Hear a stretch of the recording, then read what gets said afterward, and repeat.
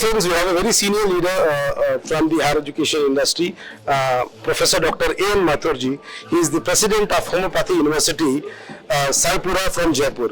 I welcome you in today's event, Dr. Mathur.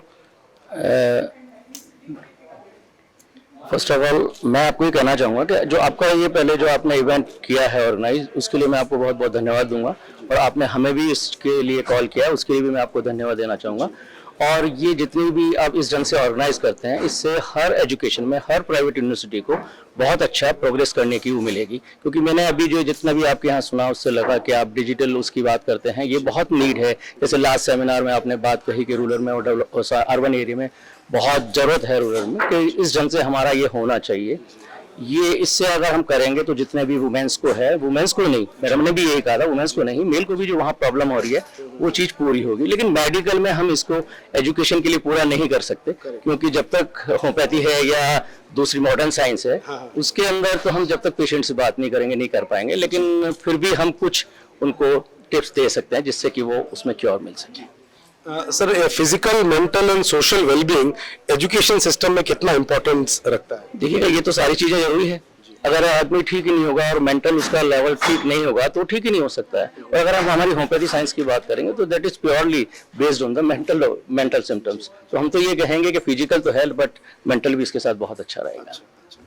Sir, इस तरह के सिंपोजियम्स जहाँ पर एजुकेशन लीडर्स आ रहे हैं, यूनिवर्सिटीज के रिप्रेजेंटेशन आ रहे हैं, कॉलेजेस के representation and plus edtech companies और स्टार्टअप्स आते हैं, तो एज एन आउटकम हमें इस इवेंट से क्या सीखने को मिलता है? बहुत चीजें मिलती हैं। जैसे आप बहुत जोर दे रहे थे अपन सारी चीजों के ऊपर, डिजिटल होना चाहिए, डिजिटल होना चाहिए, और हमारे प्राइम मिनिस्टर वो भी इस चीज के लिए कहते रहते हैं डिजिटलाइजेशन होना चाहिए। तो इट इज वेरी गुड, और आपका ऑर्गेनाइजेशन इसको बहुत जल्दी जल्दी काम करना चाहिए, जिससे कि सारी यूनिवर्सिटी बहुत अच्छी डेवलप हो।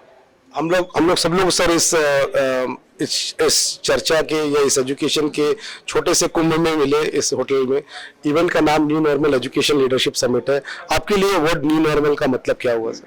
न्यू नॉर्मल, मैं तो ये कहूँगा न्यू नॉर्मल क्या, आप इतनी जगह ऑर्गेनाइज करते हैं, जैसे मुझे पता लगा तो राजस्थान में फर्स्ट टाइम है आपका, तो जब सब मिलेंगे तो नेचुरली अपनी अपनी बात सब कहेंगे तो बहुत अच्छा लगेगा। और अपना जितना भी लेकुनाज है, डेवलपमेंट है, वो कैसे करना चाहिए, वो सारी चीज इससे सीखने को मिलेगी सभी को।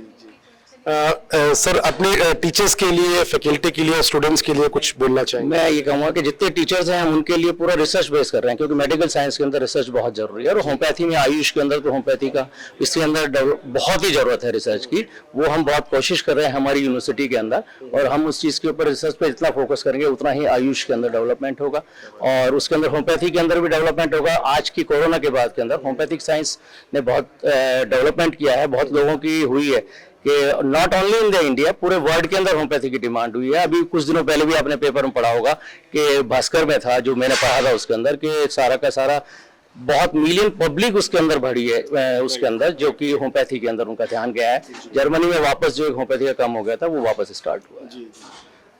लास्ट में सर, आर्डोको मीडिया ग्रुप जो एक उभरती हुई कंपनी है मीडिया सेक्टर में, आपसे दो शब्द सुनना चाहती है, आपके मोटिवेशन। उन्होंने बहुत अच्छा ऑर्गेनाइज किया है, और मैं तो ये कहूँगा जो आप इसको, जैसे आप अभी आपके द्वारा मैं सुन रहा था कि हम उड़ीसा में भी कर रहे हैं, वेस्ट बंगाल में भी कर रहे हैं, तो आप इसका एक पर्टिकुलर फिक्स टाइम रखिएगा कि राजस्थान में हमको साल में 2 बार करना ही है। इससे सभी लोगों को, सभी यूनिवर्सिटी को मोटिवेशन, डेवलपमेंट और सारी चीजें मिलेगी।